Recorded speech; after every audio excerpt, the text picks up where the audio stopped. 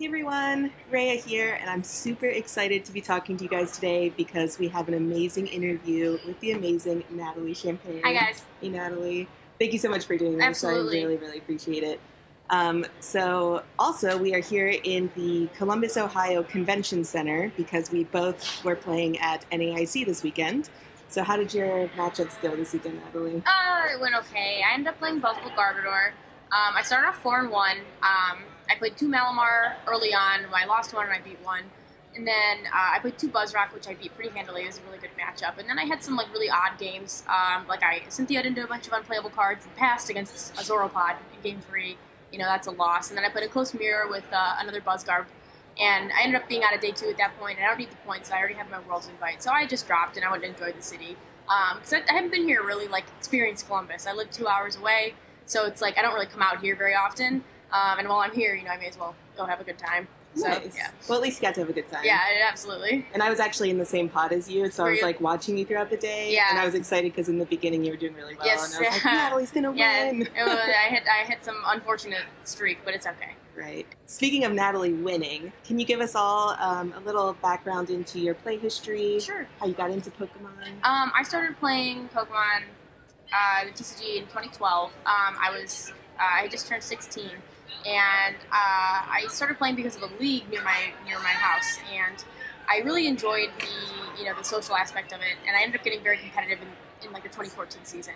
I took 2 years off when my boyfriend died of brain cancer, who played with me. His name was Nicholas Bailey. And I took 2 years off of playing. I would still go to tournaments and hang out with my friends, but for the 2016 and the 2017 year, I really didn't play much. And this is my first season back. Before that, I had gotten 1 World's Invite in 2015. I top 16 won regional, Philadelphia in 2014. But I came back this year and had a great season, the best season of my life. I got second place at the biggest regional of all time in St. Louis this year.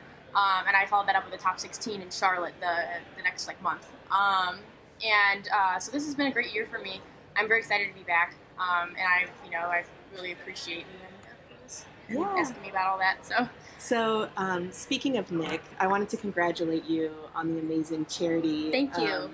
Charity event you held. Do you want to talk a little bit about that? Yeah, in 2015, when Nick was diagnosed, we held a charity tournament. It was an unofficial tournament. There were no points. League Cups weren't a thing then. And so we held this tournament and raised over $3,000 for Nick's treatment, and it was a great time. We called it the Nick Bailey Open. And then last year, in 2017, we did it again after he had passed away and raised money for brain cancer research. And so we've been doing it every year now. The third year was just this past few weeks, and we raised $2,300.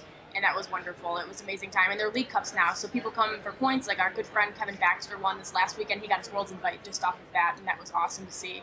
And it's been great. We've had a bigger turnout every year, and it's just incredible to see people travel from 5-6 hours away just to come to the League Cup and support it.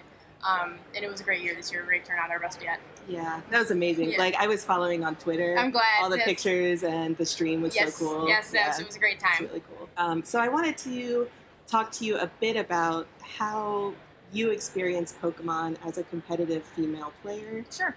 And if there are any things that you think that the Pokemon community could maybe improve on. Yeah, so Pokemon is an overall great game. I mean, I wouldn't be playing if it was if it was horrible, if it was awful, if it was, a terrible experience for me. Overall, most of my experience here is great. But with any competitive game, especially a male-dominated, esport, I guess, there are some stereotypes. You get the most common one I see is the girlfriend. That's just assuming that I'm just a girlfriend. I'm here to play because my boyfriend plays, because of whatever. And it's even on sometimes when I'm streaming with Andrew, we'll have people be like, yeah, why do you have your girlfriend here on the stream? As if I'm not playing too. And I've had a couple uncomfortable scenarios, especially as a younger girl. When I was 17, I had somebody tell me to call him when I was 18 after playing him. It was, it's very, it can get a little weird, but overall, Pokemon is a very supportive game, and I have a lot of, great friends and a good backing in the community, and we bring up this issue a lot because there are not many, female competitors, especially not many at the world's level. And so this issue gets brought up every once in a while, and it gets rehashed and brought to the forefront, probably a few times a year. And I feel like it's gotten better especially with the emergence of streams, and you see more female players like out there on stream. They stream them, and you can see them winning, and it brings more women into the game, I think. But improving is just the subtle attitude that a lot of people have. They don't really realize, I think, a lot of the time that they have these prejudices that they're putting on other women. They don't really realize. They think they're accepting, but they have this attitude. They're like, yeah, just another girlfriend, just a mom, especially a mom or a girlfriend. Nobody calls, nobody says it's just a random boyfriend, that we were playing against. So that's probably what I'd have to say about it. Do you think there's really like an appropriate platform to have conversations about that issue? I think on Facebook, in like the big Pokemon Facebook groups like Fonte and Burbank, also on Twitter, usually where I put my information on and where I put my opinions. I think, Pokemon spotlighting some women, which they have done in the past, is also very good for the game, especially younger girls. But overall, it's just social media, I think, is really important. I also have noticed sort of a retention problem. I've only been here a short time, but even from when I've been here, there's women that I see at a regional, and I get their contact information. I'm like excited to test it up online, and then they sort of stop playing. Right. What do you think contributes to that retention problem?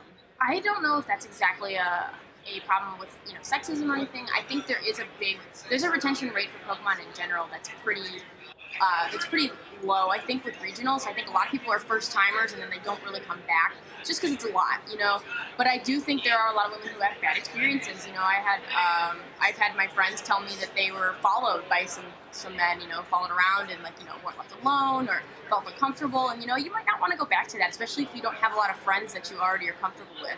If you're going into a tournament for the first time, really putting yourself out there, and you have a bad experience, you probably won't want to go back. Right. I was fortunate to have a lot of good friends surround me, and I knew that quitting wasn't really an option. I was just gonna buckle down and bear through it.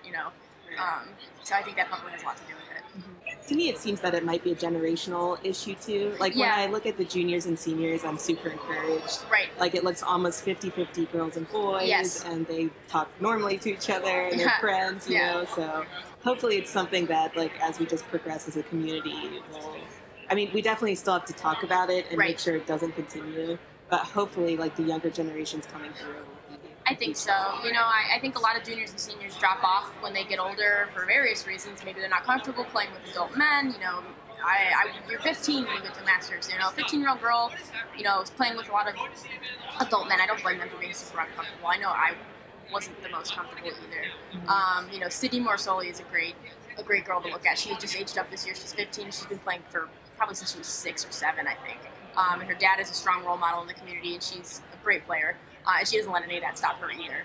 And I always look up to her, even though she's 15, because it's very impressive what she's doing. Very cool. Okay, moving away from this, how it's like to be a woman in the Pokemon TCG, what do you think about the current meta right now? The standard meta. I like it. I was a little lost going into this tournament. With B-String, just seems such a good card. It just seems so ridiculous. But actually, no Buzzwole decks make top 8. Yeah. Which is pretty cool, honestly. That's like a wide, quite the shift from what we had before. And I think I saw, you can kind of see this coming. The Zoroark won the last 2 regionals, but this was pretty drastic. And I think people are really starting to adapt to the way the Buzzwole decks are built now.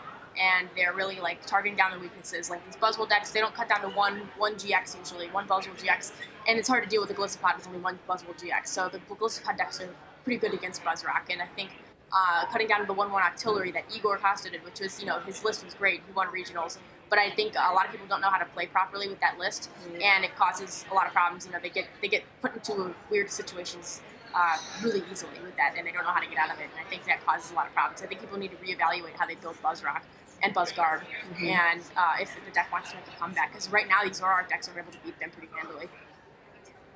Moving forward, what are you excited about in post-rotation or this new set coming out?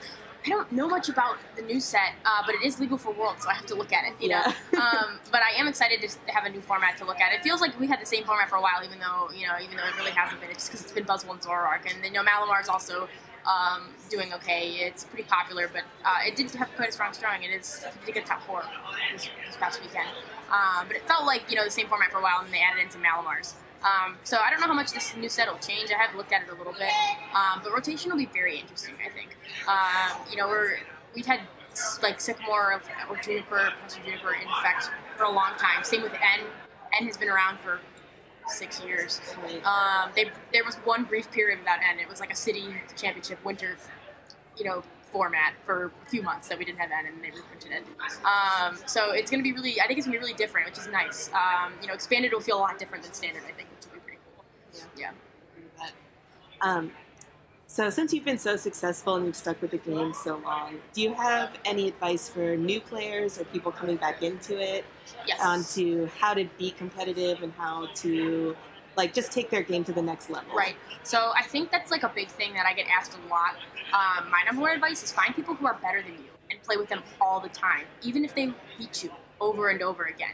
If you can find these friends who are just better than you and they can teach you things, even though you're losing, you're going to be learning a lot. You'll never get better if you're playing with people who are just the same as you. You won't really get any better. You're not going to improve unless you're playing with people who are just way outside of your skill level. Going to tournaments and getting beat by world champions, that actually helps. As funny as that sounds, you're going to learn a lot from them just playing against them. And just keep putting yourself out there. Play a lot of Pokemon. These things, it may seem like there are a lot of things that you can't control in Pokemon, but there are. Most of it is under your control. Even if there's top decks and whatever else RNG, a lot of things can be prevented or at least made into your favor. And if you watch some of these top level players play on stream, you can see these things that they do that a lot of people would never even think of. So playing a lot and playing with people who are better than you or high skilled than you, more high skilled than you, is probably my best advice. And that's what I did. I found a lot of my local friends who had already been playing a while and they were pretty good. And I wasn't really able to keep up with them, but they taught me a lot. And now we're all in the same playing field, really, and it's just we all learn from each other now the same way that I learned from them back when I first started. I like that a lot because I feel like people get very discouraged when they're not good at stuff instantly. Right. Yes. It takes time. It takes time. We were all bad for a while. Every good player was bad for a while.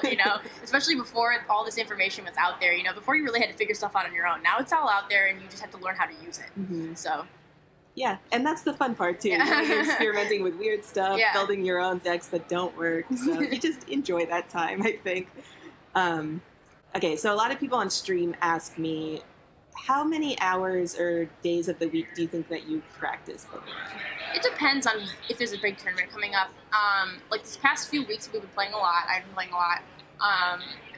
But then, before that, after I got my invite and, most of my friends and I already had it, we didn't really have anything super big to worry about. We were going to go to a few more regionals just to play, but, we weren't super concerned. And so that time we didn't play a whole lot, but, before St. Louis, when we were working on our Buzzgarb deck that we made, we probably played we came up with it about a week in advance, and we probably played, I would say, 20 hours of games in that week. Just me and a few of my friends, Andrew Mahone and Riley Holbert, and we all played for, hours a day, perfecting this deck. And normally I would say a few hours a week at least, sit down and play a dedicated few hours of cards a night, one or two nights a week, I would say, probably. And sometimes there's downtime, we don't really play at all, we just talk about decks. But on an average time, once or twice a week, we sit down and play cards for a few hours, just trying to get a grasp on things or whatever else. Okay.